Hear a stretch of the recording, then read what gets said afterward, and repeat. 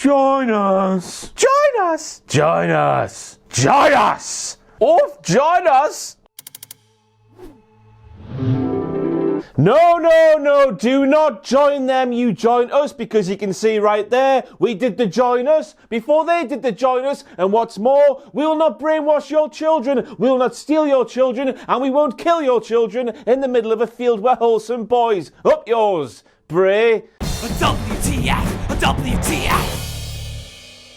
Bon qui, je m'appelle Ross from Cultaholic.com. You are a sexual wank faisant, and welcome to all the WTF moments from last night's WWE Raw, an episode of Raw that I thought was the best episode of Raw in a very, very, very long time. Now, I know that's not much to write home about, but still, it was very good from start to finish. The only problem was, we are building towards a pay-per-view called Rematch the Musical. And because it's called Rematch the Musical, where we kick ass and take names, no one gives a crap about it, so everyone's mood was low. So that good episode of Raw was a bit wasted. I'm going to kick things off for the Lies, who said Baron picked me to be the special guest referee at Stomping Grounds. And I cannot believe it. No, not the fact that Elias was picked to be big baldy bastard Baron Corbin's special guest referee at Stomping Grounds, where we kick ass and take names. On Sunday, I am shocked and cannot believe that Stomping Grounds, where we kick the ass and we take the names, is this Sunday. Never ever before has a pay-per-view been less hyped. Now, could you imagine that for reasons are completely unknown, you are the Universal Champion and your opponent in the Universal Championship match at Stomping Grounds, where we kick ass and take names, I'm going to stop saying that, was allowed to pick a special guest referee for reasons we just don't know. That special guest referee is announced, and then you, the Universal Champion, attacks him with a steel chair for reasons that are unknown. Maybe because it's a sign of affection in Chinese culture or something. Now, at the time, I was saying to myself that Seth Rollins is a grade 1 numpty and, quite frankly, deserved to be screwed and lose the Universal Championship to big baldy bastard Baron Corbin at Stomping Grounds on Sunday. But then, Elias pulled out that match at Stomping Grounds. It didn't get pregnant, and Rollins continued doing that to every single person who was announced to be a special guest referee throughout the show last night. But of course, the WTF moment here has to be, what about when Seth Rollins gets that one person who doesn't pull out and goes all the way and blots all over that match, and probably in Seth Rollins' eye, at Stomping Grounds on Sunday. Then he'll regret hitting people with a chair. Hypothetical WTF moment, but a WTF moment all the same. And I know I've said it 20 times already, but I'm just going to make it its own point right now. For some reason, WWE still had Michael Cole for about 2/3 of that show last night saying Stomping Grounds, where we kick ass and take names. 6 more days, boys and girls. There's just 6 more days to go. And get this right, everybody, sit down, because when I say what I'm going to say, you might faint. After 8 minutes and 24 seconds, plus 1 ad break into this week's WWE Raw, we actually got some wrestling. After 67 long years of the same old boring 20-minute promo to open an episode of WWE Raw, we finally got something different, with Elias kicking off the show, and then 8 minutes and 24 seconds, plus 1 ad break into the show, us wrestling fans tuning in to a wrestling show because we like wrestling actually got to see some wrestling. Groundbreaking stuff from World Wrestling Entertainment on last night's episode of WWE Raw. Maggle, maggle, maggle, maggle, maggle, maggle, maggle, maggle, maggle, maggle, maggle. So we have Braun Strowman doing his ring around the roses shoulder tackle ting to Ricochet. Ricochet does a shooting star press to an invisible man on the floor, and then Maggle Cole pipes up and shouts at the top of his little tiny soul patch lungs, and Ricochet literally turned inside out,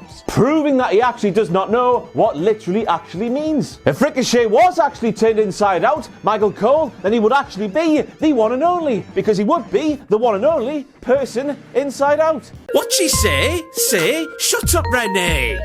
What she say? Say, shut up, Renee. Renee Young, pal, you confuse the piss out of me at times, you do. There she is, the babyface commentator behind the commentary table on WWE Raw. But when heel Bobby Lashley appears, Renee Young's all like, "Fwah, look at them muscles. I'd love to give them a go, fwah, whoa." But then when we have a valiant babyface called The Miz, who of course is just trying to impress his dad, called George. But we have The Miz, who has been locked silly. He's trying to face Braun, big Braun Strowman, one-on-one in the middle of the ring, and Renee Young shouts he's going to tuck his tails between his legs and run back to wherever, like The Miz was still a heel. This isn't 2016, pal. She's got it all wrong. Made a grave mistake, Corey. And next up we have a direct quote from Corey Graves himself, who was talking about Ricochet, who, if you haven't heard, has still got his skin on the right side of his body, no matter what Michael Cole might tell you. Anyway, Corey Graves said Ricochet declared that the United States title will be his first in WWE. A quick reminder to you all at home that Triple H firmly believes that NXT is WWE's third brand on the same level as Raw and SmackDown Live, whereas Vince McMahon does not believe that, and he pisses right in Triple H's eye. Drink my grapefruit juice! He probably says, as he sounds like Elton John of Bo Selector there. No, I can't Adam and Eve this one. A stat they actually used to make a match sound better than it actually was actually true on an episode of WWE TV, and I don't think that's ever happened before in the history of the company ever. Now, of course, Seth Rollins versus Daniel Bryan is a really impressive spectacle, all on its lonesome, but because it's WWE, they need to make things sound more impressive than they actually are, and they try to do that by saying that Seth Rollins has never defeated Daniel Bryan in the history of both men's careers in WWE, and it was absolutely spot on. 3 singles matches they had in WWE before last night's match took place, and 3 times Daniel Bryan came out on top, and Michael Cole, who said that stat there, undoubtedly thinks that is so cool, because we should kick arse and take some names. Back to Michael Cole we go once again. He sees Becky Lynch. He says, "Ho, there's Becky Lynch. We should kick arse and take names." But she is the only woman to beat Ronda Rousey in WWE. I'm here to tell you, Michael Cole, beating and pinning are 2 very different things. Now, of course, as we all know, Becky Lynch, the man, is the only woman to pin Ronda Rousey in a WWE ring. But the Boss and Hook Connection have defeated Ronda Rousey and Natalya in a tag team match on the 21st of January episode of WWE Raw. And I don't know about you, Michael, but I don't want to be making that mistake again when it comes to Ronda Rousey, or she'll make you, take a hair and clean your feet, or whatever she said back in the day, the weirdo. I thought she was the princess of Staten Island, not the princess of Scousland. Who the hell thought that Carmella was from Liverpool? And next up we have a line from Michael Cole on commentary from last night's WWE Raw that he just threw out there so nonchalantly, and that nonchalance just proves the beauty of the 24/7, 48/7 European Television Championship. R-Truth hid in a crate last week. He actually used that crate to get to Los Angeles after live events this weekend, where we kick ass and take names. That's right, everybody. I still can't believe that Michael Cole said this like it was normal. R-Truth, a 57-year-old man. He's an old man. I know he looks young, but he's old. He hid in a box with no air holes and no water since last Tuesday. But what's better is the fact that WWE released a video on Instagram over the weekend where R-Truth explained he was let out of the box by a dude when WWE were in Denver, Colorado over the weekend. A massive, crucial plot point that was completely missed out on Raw. And we might as well mention this while we're here, but once again an interaction took place under the ring. The crowd couldn't see it, the people watching at home, they couldn't see it either. But for the second time in the history of the 48/7 European Television Championship, WWE did not include this footage in the live broadcast of whatever show it was taking place on. Once again, it was just left to YouTube and social media and whatnot because the fans apparently have to piece everything together because WWE can't or won't do it themselves. Not good enough, lads and lasses. Well, there he is, Ross Twaddell, who kicks ass and take names, and he's currently presenting WTF Moments. He is currently explaining the moment my soulmate and lover, Kevin Dunn, who is so cool, by the way, so badass, messed up the audio, and the scene behind Ross was a bunch of meme artists. The microphones didn't work, Kevin. Next time you don't hear any noise, just say to yourself, it's microphone time. So basically, that scene happened there and nobody could hear it, so Michael Cole had to talk over the top of it like we're at a pantomime. Made a grave mistake, Corey. Now I can't believe this happened on last night's Raw, but get this right, Corey Graves said he should be happy he has health insurance mere moments after Heath Slater was murdered right between the eyes by Drew McIntyre. I mean, he hasn't, has he, Corey? And next up we have the moment where big baldy bastard Baron Corbin called Ethan Carter III an up-and-coming superstar. Now he can take everything that's happened to EC3 over the last little while, when he was murdered by Braun Strowman, when he froze when looking at himself in the mirror, when he died on last night's Raw. Take all of that, put it to one side, because big baldy bastard Baron Corbin calling you, EC3, an up-and-coming superstar is the worst of all of them. And next up we have the moment where Sami Zayn claimed that he checked a lineup and the New Day were not on that lineup and therefore they weren't recognised wildcard superstars for last night's Raw. And judging by what we've seen from the wildcard rule so far, you know the rule where that is just 1, 2, 3, 4 superstars can go from Raw to SmackDown or from SmackDown to Raw in any 1 week. Seeing that there's a lineup handed out to superstars where the superstars can see the 4 names that can go from either show to either show is absolutely staggering. How many times have just 4 superstars gone from one show to the other in the history of the wildcard rule? Once? Maybe twice? It's unbelievable, and this has to be the biggest revelation and the biggest WTF moment in the history of this series, all 3.5 years. Just imagine for a second being Karl Anderson or Luke Gallows. Imagine landing a gig with WWE. Imagine doing everything that's been asked of you. Imagine getting shredded, going above and beyond to get in the best shape of your careers, your lengthy careers, and then imagine being given that sort of bollocks to try and make work, and then imagine being put in the storylines where your best friend, apparently, AJ Styles, says, lads, you need to take this more seriously, which of course you just know came straight from the pen of Vince McMahon, because Vince McMahon is a very petty man and the Good Brothers still haven't signed the new contracts apparently. I'd want to leave as well. I thought he was dead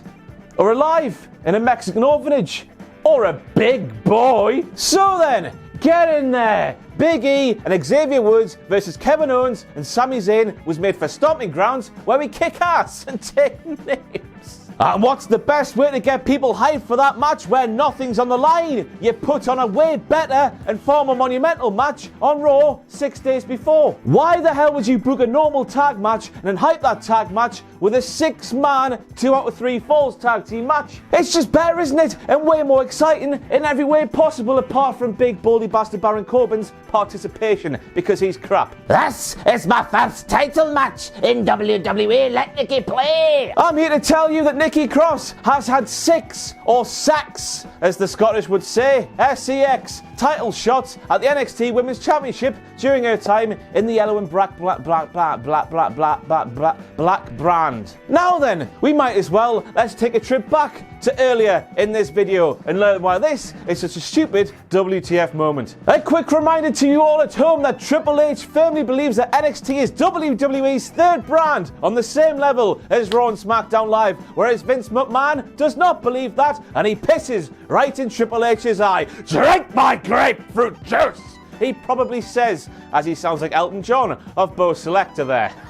Now, I was asking myself this more and more as the night went on, but after that attack from Eric Young, I was asking myself really hard, is Seth Rollins a heel? So big baldy bastard Baron Corbin went to Eric Young, Eric, do you fancy being the referee at Stomping Grounds on Sunday? Well, we'll kick ass and take the names. Eric Young said to big baldy bastard Baron Corbin, I'll think about it. Eric then turned around, Seth Rollins was there. Eric said to Seth, I've just turned it down, no need to worry about it, pal. Rollins replied to him, we've been good friends for bare time, us. I knew you, Eric, you wouldn't do anything to compromise that friendship. Eric walked away, Seth Rollins turned round and he shield-ended him. Twatted him in the back with a steel chair when he wasn't looking. And then after supposedly twatting a man who he's gone way back with and has a friendship with in the back when that man wasn't looking the right way, Rollins twatted him 50,000 more times.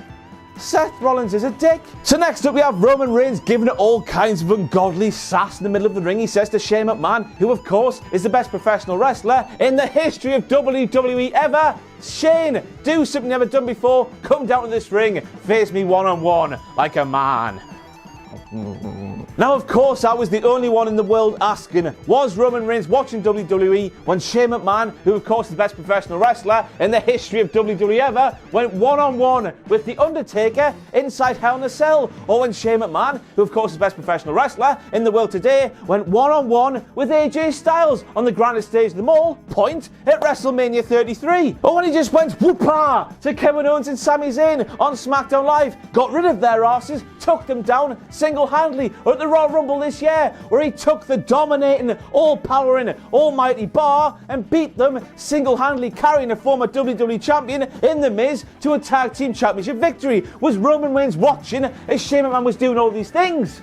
Nah. But imagine being Shane McMahon, who of course is the best professional wrestler in the history of WWE, but also the sweatiest man in the history of the universe ever, and choosing to wear a light grey t-shirt. Absolutely pissing mental. I'm too hot. They call me Mr. Fahrenheit, said Shane McMahon, who of course is the best professional wrestler in the world today. And finally we have an explanation for Colonel McSweaty Bollocks' sweaty bollocks.